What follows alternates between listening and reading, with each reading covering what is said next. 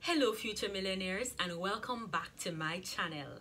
I am Kayla.K.Keane and in this week's video I'll be discussing how you can save some money on the Christmas holidays.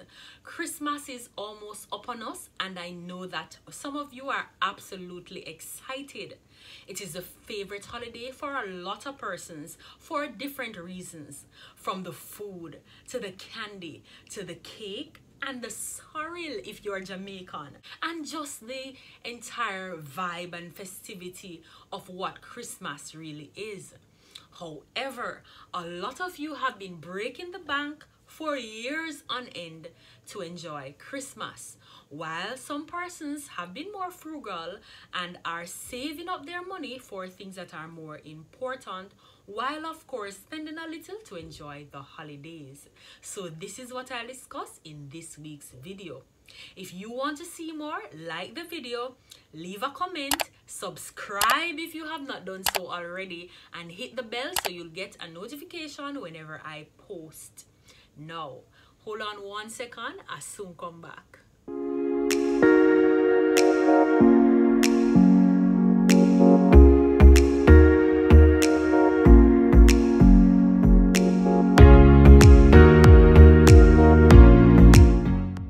Welcome back future millionaires and thanks for staying. Now in the spirit of Christmas, which is the spirit of giving, I have a very special gift just for you. And that is 10 ways in which you can save money on Christmas. So my first gift to you from my gift bag is that you should reuse gift bags and boxes. I actually have a pretty big collection of gift bags and boxes. Whenever someone gives me a gift, I try to keep the bag and boxes in pristine condition so that I can reuse them.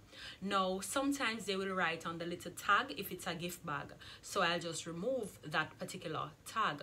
There's absolutely no reason for me to be paying for a gift bag or box if the ones I've already gotten are in great condition.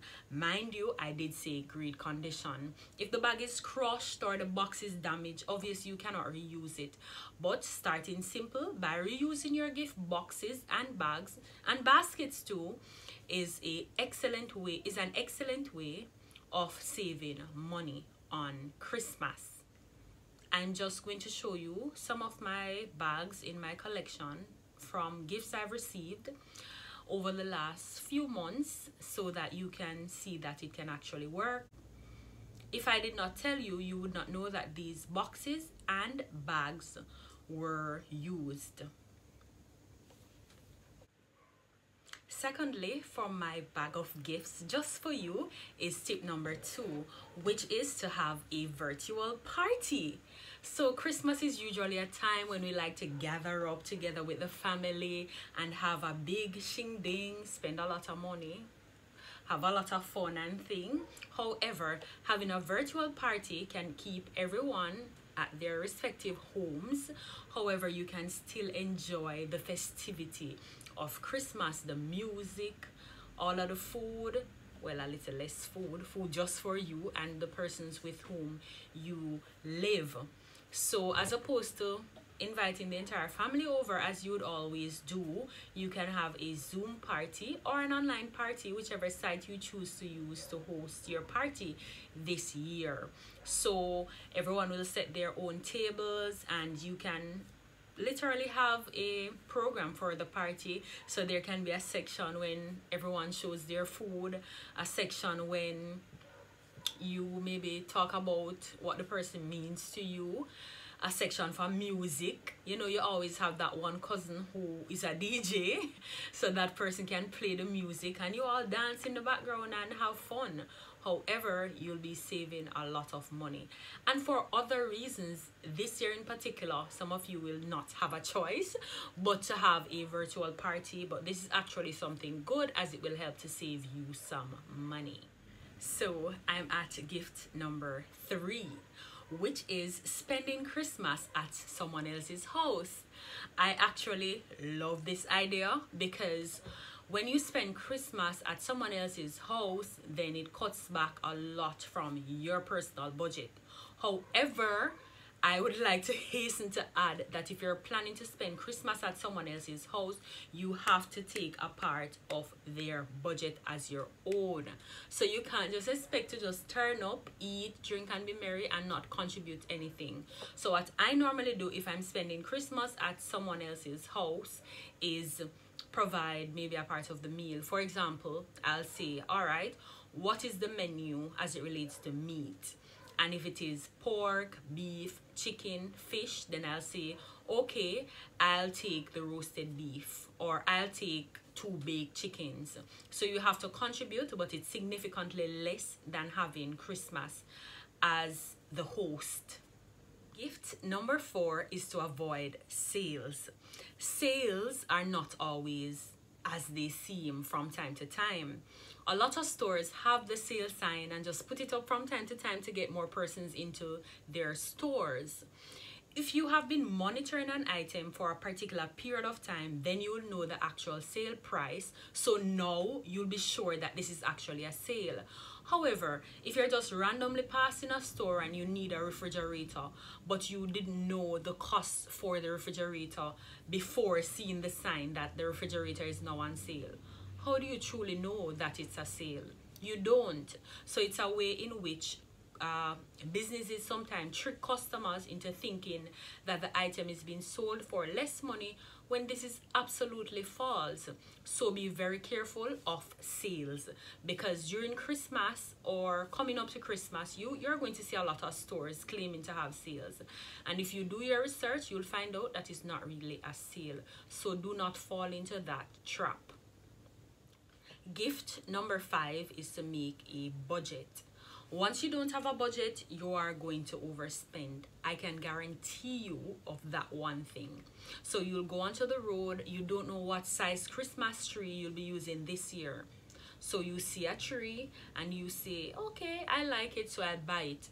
But your budget was really supposed to be 10% of the value that you paid for that tree.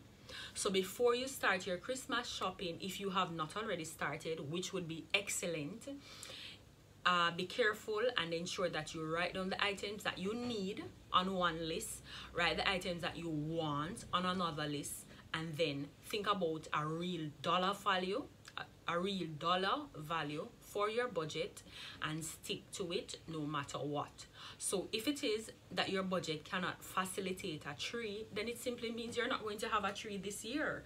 The food is probably more important, so go ahead and buy what is more important. If you have children, remember that the infamous January morning is coming, so think about that before you waste money on things you don't need for Christmas. Gift number 6 is to give fewer gifts this Christmas.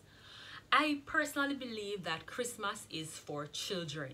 So if I had kids, I would definitely be getting every single one of them something for Christmas, because it's something that you remember your childhood when you got a gift for Christmas and you were all happy and thing.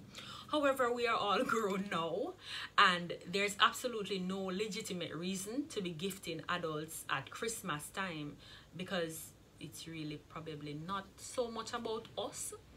So I would say give gifts to the children and tell the adults that this year is just not your year, because you probably have financial goals and there are things you want to achieve in life, and buying a gift for everyone for Christmas will not help you in achieving those goals. So have a very honest and open conversation with your family members who are probably expecting something this Christmas, and just let them know that this year you're focusing on the children. Another important thing too that I think people need to remember when giving gifts at Christmas is persons who are vulnerable. For example, wards of the state and elderly persons in nursing homes. So I think if you really want to give something, you should consider those persons who are truly in need. Additionally, persons who are homeless, if you can give to them, go ahead and do so. For example, it might not be the most expensive thing in the world, but some of them literally do not have simple clothing. So if it is that you have lightly worn clothes or new clothes that you haven't worn, preferably, then go ahead and gift it to those persons. Put it in a nice little package and let them feel the Christmas spirit. It's really not about some of us who are, you know, have normal lives and can afford to do normal things. There are really persons out here who need the help and assistance, and I think it would be a nice gesture to redirect your effort in that way, and it would also be less costly for you. Gift number 7 is to make some of your decorations and also gifts. I particularly love gifts that are thoughtful and that are made. For example, if you can crochet and you make a sweater for me, I would appreciate that more than you just buying a crocheted sweater at the store for me. Additionally, for example, simple things like the ornaments, the bow at the top of your Christmas tree. You can actually buy a piece of fabric, sew it together, and create your own customized bow. So remember, get creative, look around you at the items that you have. I gather pines, the actual pines from the pine tree, and I can use a tin spray to spray it and make my own Christmas decoration if I'm determined to have that. So I could use that, for example, on the dining table as a centerpiece or something creative like that. Some of you are more creative than me, so knock yourselves out, and if you have other ideas, tell me in the comment section so that I can benefit from them also. Gift number 9 is to cut traditions. Remember, a lot of things that we've done in the past, some of them we don't even know why we do them. For example, some of you have a 12-feet Christmas tree every Christmas, and it has to be a freshly cut tree. So you know that's going to cost you some freshly worked for money. If it's not very important to you, if it doesn't mean a lot to you, there's absolutely no reason for you to do it. For example, I've not had a tree since I was probably 10 years old because I really don't care that much for Christmas, and I really didn't see the sense of having something just because everyone else had it. I particularly like the food and cooking with family and so on, so we focus on that aspect of it. But I don't have Christmas lights, I don't have Santa Claus replicas, I don't have the trees and none of that, because that does not mean anything to me personally. If the tradition does not speak to who you are as a person, and it really does not ignite your fire, there's absolutely no reason for you to do it. So as I always say, have a conversation with your relatives and let them know that you're simply not interested in having Santa Claus sitting on your front lawn that is going to cost you $50 US this year, and just cut it out. Gift number 10.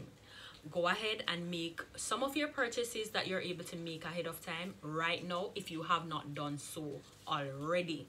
Remember, over the next 3 weeks, some of the items are going to go up in value or cost because the value really remains the same.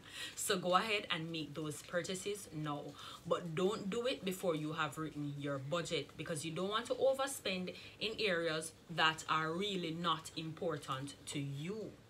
Thanks for watching, Future Millionaires, and remember to share your tips with me and let me know if my tips were helpful.